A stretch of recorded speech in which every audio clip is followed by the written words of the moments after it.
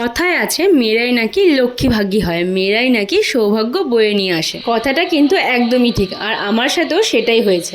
দিনটি ছিল 18 এপ্রিল, বৃহস্পতিবার। আর এই দিনেই আমার ঘরে মা লক্ষ্মী এসেছিল। আর এই দিনটা আমার কাছে আমার মনে হয় পৃথিবীর সব থেকে আনন্দতম আর গুরুত্বপূর্ণ দিন, কারণ এই দিনেই কিন্তু আমার মাম্মাম আমার কোল জুড়ে আমার কাছে এসেছিল। আর এত কটা মাস কিন্তু শুধুমাত্র এই দিনটার জন্যই ওয়েট করেছিলাম যে কবে আমার মাম্মাম আমার কোলে আসবে। আর ঠিক 1 মাস আগে একটা ছোট্ট মা লক্ষ্মী আমার ঘরে গুটি গুটি পায়ে আমার কোল জুড়ে এসেছিল। আমার মাম্মামকে পেয়ে এখন এমন মনে হয় আমার জীবনে যেন এখন আর কোনো চাওয়া পাওয়াই নেই, মনে হয় যেন আমার সব চাওয়াই আমার পাওয়া হয়ে গেছে। যেদিন লাস্ট ডক্টর দেখাতে গেলাম সেদিন ডক্টর আমাকে ডেট দিয়ে দিয়েছিল, তোমাদের তো ডেটটা বললামই, 18 এপ্রিল, বৃহস্পতিবার। আর ডক্টর আমাকে যখন ডেট দিল বৃহস্পতিবার, তো আমি সেদিনই ভেবেছিলাম যে যদি আমার মেয়ে হয় তাহলে আমার ঘরে মা লক্ষ্মী আসবে। আর দিনটাও ছিল বৃহস্পতিবার।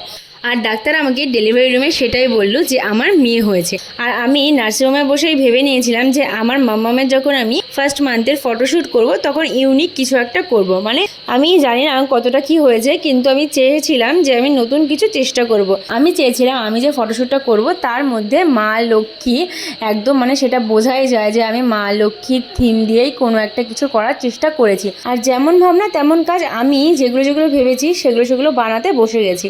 দেখো এগুলো যা যা করেছি সবটুকু আমি নিজে হাতেই করার চেষ্টা করেছি। জানি না কতটুকু কি করতে পেরেছি বা কেমন হয়েছে, জানি না ভালো হয়েছে না খারাপ হয়েছে, সেটা তোমরাই দেখো, তোমরাই বলো কমেন্টে যে কেমন হয়েছে, ভালো হয়েছে না খারাপ হয়েছে। এইটুকু বলবো যে এইটুকু যেটুখানি করেছি আমি নিজে হাতেই করেছি, নিজে হাতেই বানানোর সব কিছু চেষ্টা করেছি। বেশি কিছু বানাইনি, যেটুকু মাথায় এসেছে সেটুকুই বানিয়েছি। দেখো এখানে আমি ছোট ছোট লক্ষ্মীর পা বানিয়েছি, 3 জোড়া পা বানিয়েছি এখানে, আর বানিয়েছি একটা লক্ষ্মীর ঘট বানিয়েছি। আর এগুলো আমি সব কাগজ দিয়েই বানিয়েছি।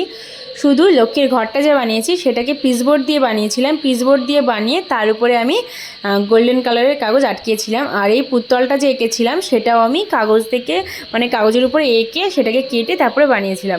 আর তারপরে সেই পুতলটাকে সুন্দর করে কেটে আমি ঘটের মধ্যে আঠা দিয়ে আটকে দিয়েছিলাম। আর একটা আমের পল্লব বানিয়েছিলাম, সেটার মধ্যে দিয়েছিলাম 9টা আমের পাতা, আর বানিয়েছিলাম একটা জবা ফুল। মানে আমি একটা লক্ষ্মীর ঘট বানানোর চেষ্টা করেছিলাম। আর বানিয়েছিলাম কয়েকটা সিক্কা বানিয়েছিলাম, মানে কয়েকটা পয়সা বানিয়েছিলাম গোল্ডেন। এগুলো পিসবোর্ড দিয়ে কেটে তার উপরে গোল্ডেন কালারের কাগজ দিয়ে দিয়েছিলাম, সেটা দিয়ে এই সিক্কাগুলো বানিয়েছিলাম। আর একটা গ্রিন কালারের তাওয়াল দিয়ে আমি 1 লিখেছিলাম। আর আমি ভেবেছিলাম আমার মাম্মাম একদমই মানে ফটোটা শ্যুট করবে না, কারণ ও যখন ফটোশ্যুট করার জন্য আমি এগুলো সব কিছু রেডি করেছিলাম, সাজিয়েছিলাম, তখন আমার মাম্মাম ঘুমোচ্ছিল। তো আমি ভেবেছিলাম যে ফটোশ্যুটটা করতে পারবো কিনা, কিন্তু সব কিছু সাজানোর পর আমার মাম্মাম ঘুম থেকে উঠে গেছিলো। আর ও একটুও কাঁদেনি, চুপ করে এখানে শুয়েছিল একদম। মানে আমরা যতক্ষণ ধরে ওর ফটো তুলেছি ও চুপ করে শুয়েছিল, কিচ্ছু করছিল না, হাসছিল।